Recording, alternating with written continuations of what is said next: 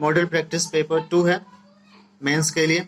राष्ट्रीय जल जीवन मिशन की दशा और दिशा पर चर्चा करते हुए स्थापित करें कि यथाशीघ्र इस योजना से अब तक वंचित और लक्षित विद्यालयों को शीघ्र इस सेवा योजना का लाभ मिलना चाहिए। Explain about the status of National Water Mission and emphasize the importance of earlier coverage of the deprived institutions under this scheme. Next, elaborate about responsive governance with a suitable example. एक संदर्भित उदाहरण के साथ, समुचित उदाहरण के साथ responsive governance का व्याख्या करें। नेक्स्ट, डिजिटल व्यक्तिगत सूचना डाटा संरक्षण डिजिटल पर्सनल डेटा प्रोटेक्शन विधेयक 2023 की उपयोगिता पर चर्चा करें। Discuss about the significance of digital personal data protection act 2023। Next, Rakshabandhan पर एक निबंध लिखें या गद्यांश लिखें। Write an essay on Rakshabandhan. Next, शरणार्थी समस्या के कारण, चुनौती, प्रभाव व नियंत्रण के साथ साथ पीड़ित व्यक्ति या समुदाय की सहायता और उनके मानवीय अधिकारों के संरक्षण के साथ ही साथ उनके पुनर्वास और सामाजिक समावेश के विविध आयामों की चर्चा करें।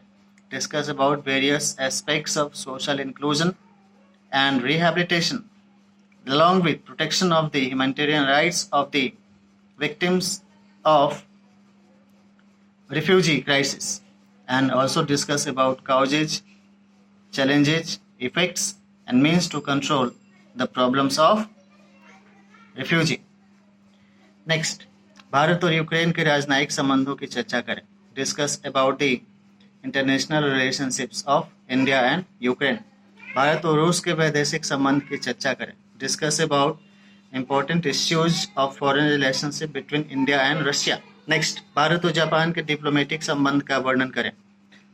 Discuss about diplomatic relationship between India and Japan. Next, Bharat और पोलैंड के विदेश नीति समझौतों की चर्चा करें। Discuss about foreign policy agreements of India and Poland. Next, Bharat और मलेशिया के विदेशी संबंधों का वर्णन करें।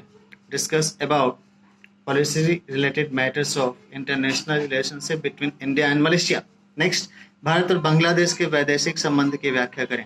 Explain about the aspects of foreign relationship between India and Bangladesh. Next, Bharat के द्वारा संयुक्त राष्ट्र संघ के सदस्य राष्ट्रों के साथ वैदेशिक संबंधों का एक एक करके वर्णन करें।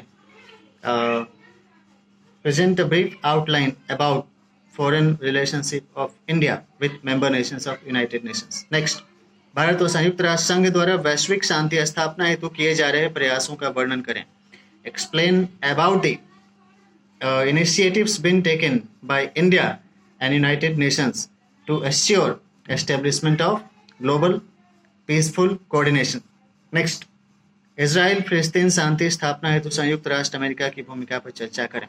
Discuss about the role of the United States of America for assuring peace establishment between Israel and Palestine. Next, राजनीतिक सूचिता के क्या क्या आयाम हैं? What are the different aspects of political transparency and ethics? Next, वर्तमान में प्रचलित चुनावी रणनीतियों के विस्तार से चर्चा करें। Discuss in brief about popular political strategies nowadays. Next, what are the significance and utilities of rectification and amendment process? संशोधन या फिर सुधार प्रक्रिया के क्या महत्व और औचित्य हैं, इसकी चर्चा करें। नेक्स्ट, आरक्षित लोकसभा और राज्यसभा के सीटों पर चुनाव कराकर आंकड़ों की समीक्षा के आधार पर संबंधित क्षेत्रों को अंतर्राष्ट्रीय और राष्ट्रीय वित्तीय सहयोग समझौता की क्या संभावनाएं हैं? What are the different aspects of assuring international and national financial support and cooperation to the what we can say different seats reserved for Lok Sabha and Rajya Sabha. Next, whether promotion of seemingly apparent resemblance of any law enforcement agencies, cognizance-based, transparent and true reference of the referred cases of cognizance process through due diligence should be given. Why?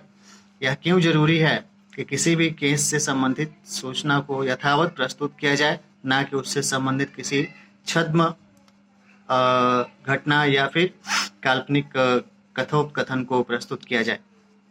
Next है coding, encryption, and decoding of the message are performed by investigation agencies. It should be followed by further interpretation in brief. Why?